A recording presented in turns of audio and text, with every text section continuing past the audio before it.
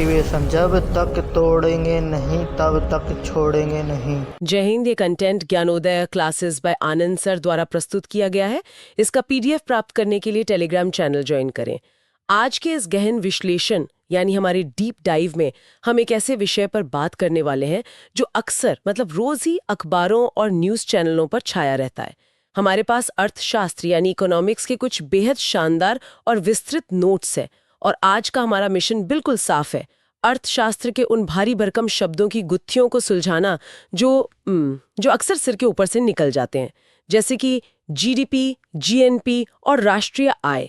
अक्सर इन्हें सिर्फ अर्थशास्त्रियों का विषय मान लिया जाता है, लेकिन आज हम इस नोट्स के खजाने से ये समझेंगे कि ये सारे शब्द रोजमर्रा की जिंदगी से कैसे जुड़े हैं। जी, और ये समझना बहुत जरूरी है कि ये सारे शब्द ये सिर्फ कुछ उलझे हुए आंकड़े या प्रतिशत नहीं है।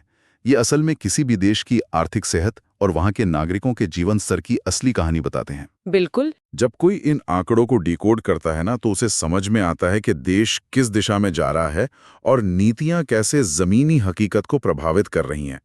ये किसी भी अर्थव्यवस्था का एक्सरे देखने जैसा है। चलिए इसे थोड़ा आसान भाषा में समझते हैं। सबसे पहले बात करते हैं जीडीपी की, जिसे सकल घरेलू उत्पाद या ग्रॉस डोमेस्टिक प्रोडक्ट कहा जाता है। नोट्स के मुताबिक एक साल के भीतर किसी देश की निश्चित भौगोलिक सीमा के अंदर जो भी वस्तुएं और सेवाएं उत्पादित होती हैं, उनके कुल मूल्य को जीडीपी कहते हैं। सीमा के बाहर जो भी उत्पादन होता है वो इसमें शामिल नहीं होता। हाँ, बिल्कुल। इसे समझने के लिए नोट्स में एक बहुत ही स्पष्ट उदाहरण दिया गया है। मैं सोची थी कि हम उसी उदाहरण से शुरू करें। जी हाँ, उस उदाहरण से पूरी तस्वीर साफ हो जाती है। मान लीजिए भारत की भौगोलिक सीमा के अंदर काम करने वाली एक स्वदेशी कंपनी है, जैसे टाटा। अब टाटा 800 रुपए का उत्पादन करती है।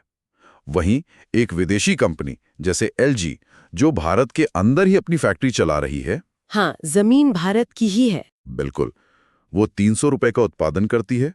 तो ये दोनों ही आंकड़े देश की जीडीपी का हिस्सा होंगे, क्योंकि इनका उत्पादन देश की जमीन पर हो रहा है। कुल मिलाकर जीडीपी 1100 रुपए हो जाएगी। 800 और 300 1100। सही। लेकिन अगर कोई भारतीय व्यक्ति, जिसे हम उदाहरण के लिए मैन या राम कह लें, वो विदेश में जाकर काम कर रहा है और वहां 150 रुपए कमा रहा है, तो वो भारत की जीडीपी में नहीं जुड़ेगा। मतलब जीडीपी का सारा खेल सीमा का है। जो देश के अंदर बन रहा है वही जीडीपी है, चाहे उसे कोई भी बना रहा हो।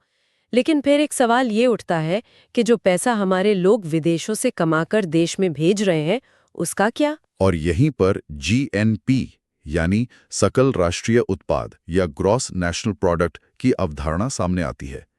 जीडीपी देश की जमीन की बात करती है, जबकि जीएनपी राष्ट्र के पैसे की बात करती है। इसमें नागरिकता का महत्व है। अच्छा, तो इसमें नागरिक मायने रखते हैं, सीमा नहीं।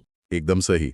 अगर जीएनपी निकालना हो तो केवल देश के नागरिकों की आय को शामिल करना होगा, चाहे वो दुनिया के किसी भी कोने में हो। उसी पिछले उदाहरण को लें तो टाटा के 800 रुपए और विदेश में कमा रहे भारतीय राम के 150 रुपए जोड़ दिए जाएंगे। ये हो गया 950 रुपए। और जो एलजी कंपनी भारत में 300 रुपए कमा रही थी, उसे घटा दिया जाएगा, क्योंकि वो विदेशी कंपनी है। तो इसे समझने के लिए नोट्स में एक गणितीय सूत्र भी दिया गया है, शुद्ध साधन आय, जिसे x माइनस y कहा गया है। जहां तक मैं समझ पा रही हूं, x विदेश में भारतीयों की कमाई है और y भारत में विदेशियों की कमाई है। बिल्कुल सही। और इस x माइनस वाई के आधार पर अर्थव्यवस्था के 4 बहुत ही दिलचस्प मामले बनते हैं, जो किसी भी देश की असली स्थिति बताते हैं। पहला है संतुलित अर्थव्यवस्था, जहां x और y बराबर होते हैं। मतलब जितना आ रहा है उतना ही जा रहा है। हाँ, जितना पैसा बाहर से देश में आ रहा है, उतना ही पैसा विदेशी कंपनी यहां से बाहर ले जा रही हैं। इस स्थिति में जीडीपी और जीएनपी दोनों बिल्कुल बराबर होते हैं। ये तो एक आदर्श स्थिति जैसी लगती है। जी, लेकिन असल दुनिया में ऐसा कम ही होता है। दूसरा मामला मुनाफे का है। ये तब होता है जब x y से बड़ा होता है, यानी देश के नागरिक विदेशों से ज्यादा पैसा कमा कर ला रहे हैं और विदेशी कंपनियां यहां से कम पैसा बाहर ले जा रही हैं। इस स्थिति में जीएनपी हमेशा जीडीपी से ज्यादा हो जाता है, जो कि किसी भी देश के लिए अच्छा है। बिल्कुल। तीसरा मामला नुकसान का है, जो कि विकासशील देशों में अक्सर देखने को मिलता है। इसमें y x से बड़ा होता है, मतलब विदेशी कंपनियां देश से ज्यादा मुनाफा कमाकर ले जा रही हैं। ऐसे में जीएनपी जीडीपी से कम रह जाता है। और एक चौथा मामला भी नोट्स में बताया गया है, बंद अर्थव्यवस्था या क्लोज्ड इकोनॉमी का। हाँ, ये वो स्थिति है जहां देश का बाहरी दुनिया से कोई व्यापारिक लेन देन नहीं होता। वहां एक्स और वाई दोनों शून्य होते हैं। ऐसे में जो देश के अंदर बन रहा है वही सब कुछ है। वहां भी जीडीपी और जीएनपी बराबर होते हैं क्योंकि आयात निर्यात होता ही नहीं। ये तो हो गई देश की कमाई और विदेशी लेन देन की बात। लेकिन जो मशीनें फैक्ट्रियों में चल रही हैं, उनकी टूट फूट का क्या? आखिर चीजों के इस्तेमाल से उनकी कीमत भी तो कम होती है। अगर हम इसे बड़ी तस्वीर से जोड़कर देखें तो यहां से एनएनपी यानी शुद्ध राष्ट्रीय उत्पादन या नेट नेशनल प्रोडक्ट का सिद्धांत निकल कर आता है। दुनिया में कोई भी मशीन या बुनियादी ढांचा ऐसा नहीं है जो बिना घिसे हमेशा चलता रहे। जाहिर है मेंटेनेंस तो लगता ही है। बिल्कुल। इसी घिसावट या टूट फूट के खर्च को अर्थशास्त्र की भाषा में मूल्यह्रास या डेप्रिसिएशन कहते हैं। तो क्या इसका मतलब ये है कि हमें अपनी कुल कमाई में से इस टूट फूट के खर्च को हटाना पड़ता है? ठीक ऐसा ही है। जब जीएनपी में से इस डेप्रिसिएशन को घटा दिया जाता है तब एनएनपी मिलता है। हमारे उदाहरण में अगर जीएनपी 950 रुपए था और मशीनों की टूट फूट पर 50 रुपए खर्च हो गए तो एनएनपी 900 रुपए बचेगा। मतलब ये 900 रुपए एकदम असली कमाई है। हाँ, ये अर्थशास्त्र में देश का सबसे शुद्ध पैसा माना जाता है। और एक महत्वपूर्ण नियम यह है कि एनएनपी हमेशा जीएनपी से कम ही होगा क्योंकि पूंजी का कुछ न कुछ ह्रास तो होना ही है। ये बहुत ही तार्किक लगता है। अब एक कदम और आगे बढ़ते हैं।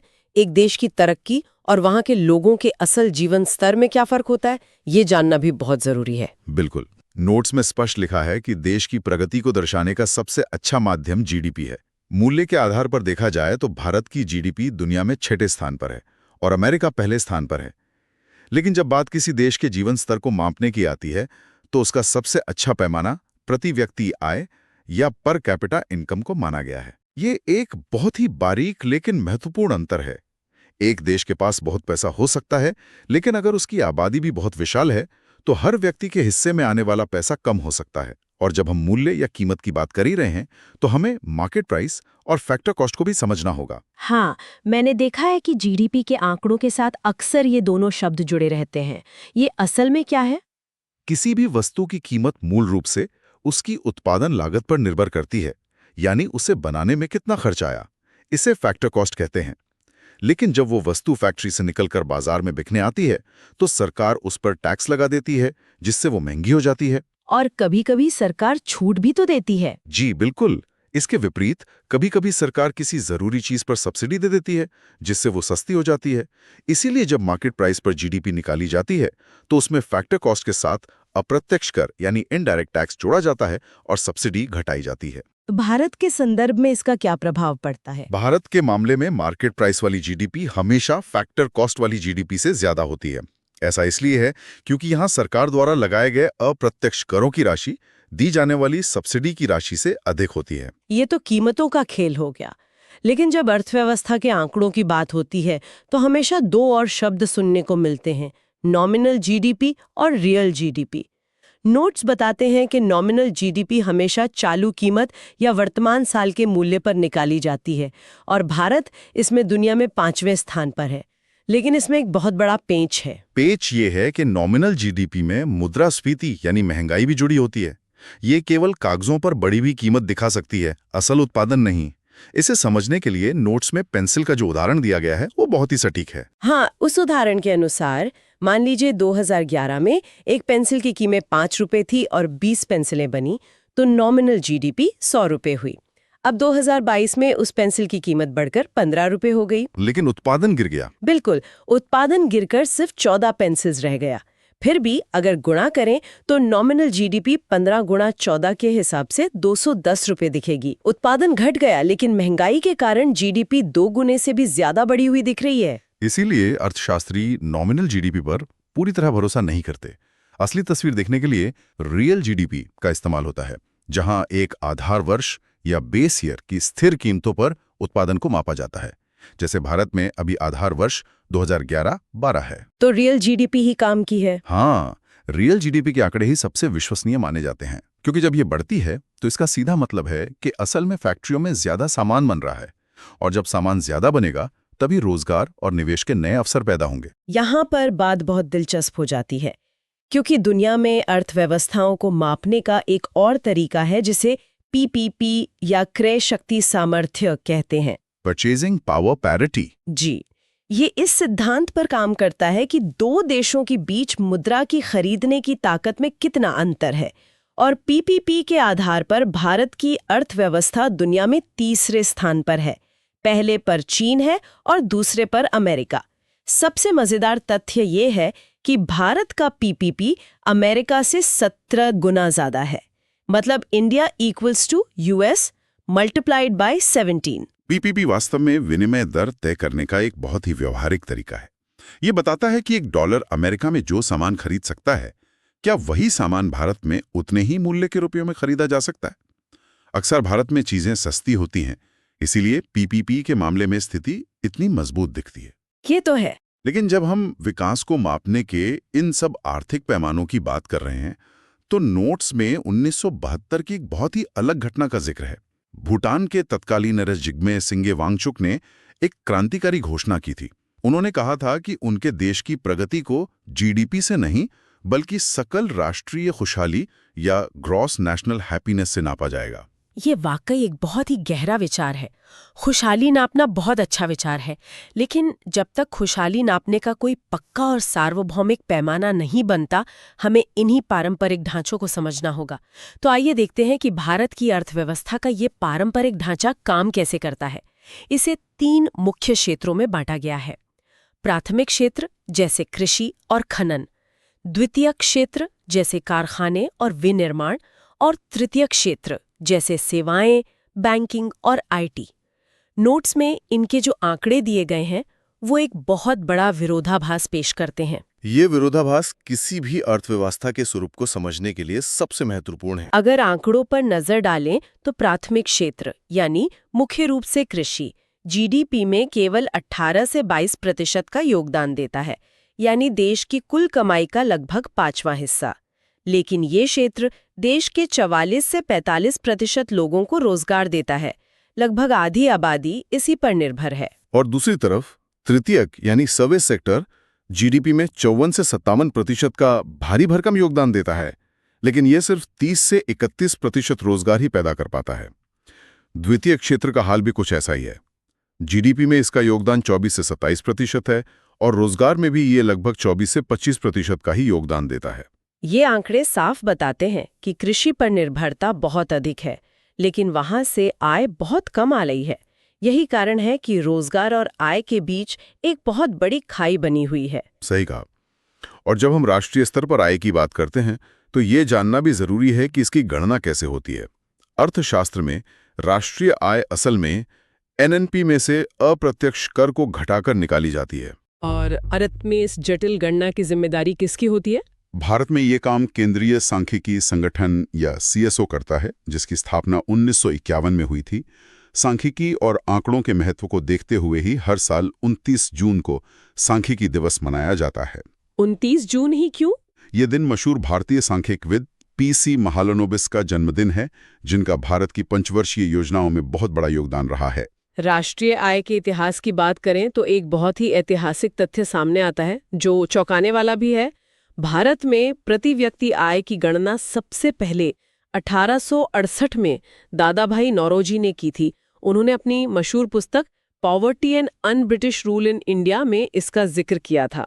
1868 में एक भारतीय की सालाना प्रति व्यक्ति आय सिर्फ 20 रुपए निकाली गई थी। सिर्फ 20 रुपए? हाँ, और आज के समय में वर्तमान आंकड़ों के अनुसार भारत की प्रति व्यक्ति आय बढ़कर लगभग 1,72,000 रुपए सालाना हो गई है। ये सफर दिखाता है कि सदियों में अर्थव्यवस्था ने कितना लंबा रास्ता तय किया है। बिल्कुल। और जब इस राष्ट्रीय आय की गणना होती है तो ये तय करना सबसे मुश्किल होता है कि इसमें क्या शामिल किया जाए और क्या छोड़ दिया जाए।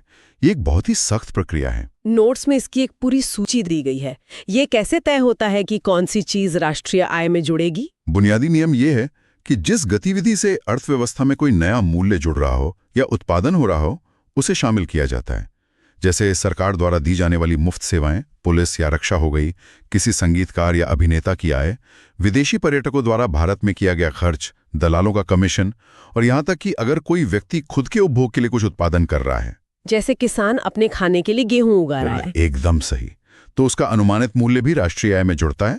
और किन चीजों को इस आय की गणना से बाहर रखा जाता है? जो चीजें बाहर रखी जाती हैं वो भी कम दिलचस्प नहीं है, जैसे कोई भी अप्रत्यक्ष कर, बेरोजगारी भत्ता, स्कॉलरशिप और वृद्धावस्था पेंशन। इन्हें क्यों बाहर रखा जाता है? इन्हें अर्थशास्त्र में हस्तांतरण भुगतान या ट्रांसफर पेमेंट्स कहते हैं, क्योंकि इसके बदले में कोई उत्पादन नहीं हो रहा है। ये सिर्फ पैसा एक हाथ से दूसरे हाथ में जा रहा है। इसके अलावा शेयर या बॉन्ड्स की खरीद बिक्री, क्योंकि ये सिर्फ कागजी लेन देन है। विदेशों से मिले उपहार और पुरानी जमीन या घर की खरीद बिक्री से मिला पैसा भी राष्ट्रीय आय का हिस्सा नहीं बनते। अच्छा। यहाँ जो बात सबसे आकर्षक है वो ये कि इस पूरी आर्थिक यात्रा और गणनाओं के बीच एक शब्द बहुत मशहूर हुआ था, जिसे हिंदू विकास दर या हिंदू ग्रोथ रेट कहा जाता था। ये नाम तो काफी अनोखा है, इसका अर्थशास्त्र से क्या संबंध है?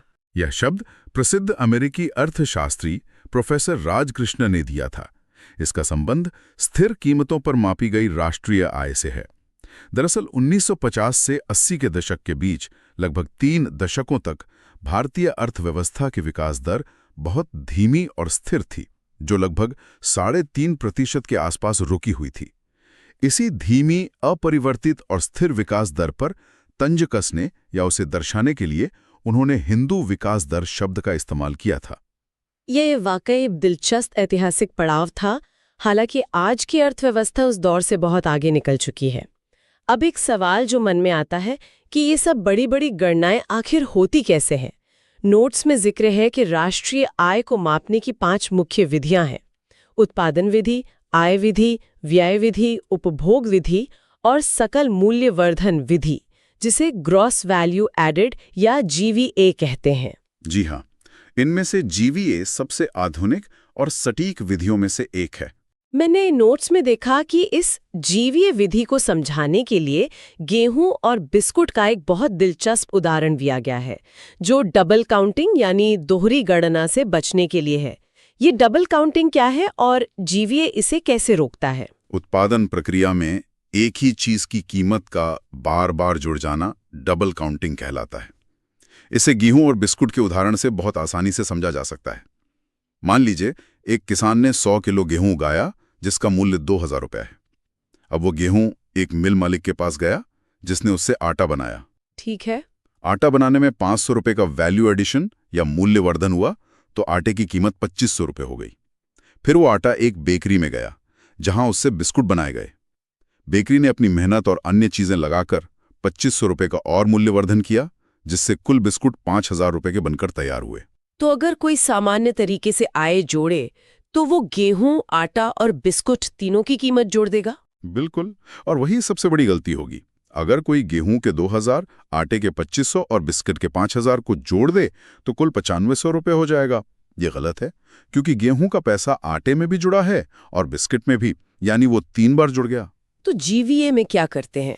जीवीए का सही तरीका यह है कि हम सिर्फ हर चरण में जुड़े हुए नए मूल्य को गिने, यानी गेहूं का शुरुआती मूल्य 2000 रुपये, प्लस आटे में नया जुड़ा 500 रुपये, प्लस बिस्किट में नया जुड़ा 2500 रुपये, कुल मिलाकर 5000 रुपये।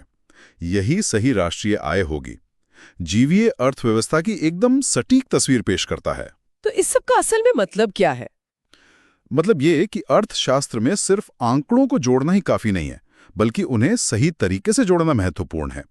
लेकिन जब ये सारा पैसा बटकर एक आम इंसान के पास पहुंचता है, तो वहां भी कई तरह की आय होती है। सही कहा। जब हम किसी व्यक्ति की आय की बात करते हैं, तो 3 अलग अलग अवधारणाएं होती हैं: मौद्रिक आय या मॉनेटरी इनकम, प्रयोज्य आय जिसे डिस्पोजेबल इनकम कहते हैं, और वास्तविक आय यानी रियल इनकम। मौद्रिक आय वह कुल पैसा है जो किसी को उसकी मेहनत या श्रम के बदले मिलता है। लेकिन क्या वो पूरा पैसा खर्च करने के लिए उपलब्ध होता है? नहीं। इसे एक आम इंसान की जिंदगी से जोड़ते हैं। नोट्स में नीतीश और अनुराधा का एक बहुत ही व्यावहारिक और मजेदार उदाहरण है। ये उदाहरण एकदम सटीक बैठता है। मान लीजिए नीतीश नाम का एक व्यक्ति ने अनुराधा से 4000 रुपये का कर्ज लिया हुआ है। अब नीतीश की कुल कमाई 1 लाख रुपए है, जिस पर सरकार 30% का आयकर या इनकम टैक्स लगाती है। तो चलिए इसका हिसाब लगाते हैं। नीतीश की जो मौद्रिक आय है वो कागजों पर 1 लाख रुपए है, लेकिन टैक्स भी तो देना है। बिल्कुल। अब इस 1 लाख में से 30% डायरेक्ट टैक्स निकाल दें, यानी 30,000 रुपए कट गए, तो नीतीश के पास बचे 70,000 रुपए। ये जो पैसा बचा है, जिस पर टैक्स दिया जा चुका है, ये वास्तव में व्हाइट मनी है। इसे अर्थशास्त्र में प्रयोज्य आय या डिस्पोजेबल इनकम कहते हैं। ये वो पैसा है जिसे व्यक्ति खर्च करने के लिए स्वतंत्र है। लेकिन रुकिए, नीतीश को अनुराधा का 4,000 रुपए का कर्ज भी तो चुकाना है। और यहीं पर वास्तविक आय या रियल इनकम सामने आती है। जब नीतीश अपनी प्रयोज्य आय यानी 70,000 में से वो 4,000 रुपए का कर्ज चुका देता है, तो अंत में उसके हाथ में खर्च करने के लिए बचते हैं 66,000 रुपए। यही उसकी वास्तविक आय है। ये उदाहरण बहुत ही बेहतरीन तरीके से समझाता है कि जो आय कागजों पर 1 लाख रुपए दिख रही थी, असल जिंदगी में खर्च करने के लिए वो सिर्फ 66,000 रुपए ही है। तो देखा जाए तो अर्थशास्त्र सिर्फ मोटे मोटे ग्रंथों और बड़े बड़े नंबरों तक सीमित नहीं है। ये हर आम इंसान के रोजमर्रा के जीवन का ताना बाना है। हमारे देश की सीमाओं में क्या बन रहा है, विदेशों से कितना पैसा आ रहा है, फैक्ट्रियों की मशीनें कितनी घिस रही हैं, नॉमिनल और रियल जीडीपी में महंगाई कैसे छिपी है, और दिन के अंत में हर व्यक्ति के पास खर्च करने के लिए वास्तव में कितना पैसा बच रहा है, ये सब कुछ इन्हीं सिद्धांतों से तय होता है। इस पूरी चर्चा से अर्थव्यवस्था की कार्यप्रणाली तो साफ हो जाती है, लेकिन ये सब समझने के बाद एक विचार जो जहन में आता है और जिस पर गंभीरता से सोचने की जरूरत है, वो ये है। हम जीडीपी, जीएनपी और राष्ट्रीय आय को इतने सटीक तरीके से दशमलव के बाद के अंकों तक मापते हैं, लेकिन क्या ये आंकड़े वास्तव में उस अनौपचारिक अर्थव्यवस्था या इनफॉर्मल इकोनॉमी की पूरी कहानी कह पाते हैं, जो किसी कागज पर दर्ज ही नहीं होती? क्या एक मजबूत जीडीपी का आंकड़ा एक आम नागरिक के जीवन की गुणवत्ता और उसकी मानसिक शांति को नाप सकता है? क्या विकास का पैमाना सिर्फ पैसा होना चाहिए या कुछ और? धन्यवाद। और हमारा एक ही मोटिवेशन, जब तक तोड़ेंगे नहीं तब तक छोड़ेंगे नहीं।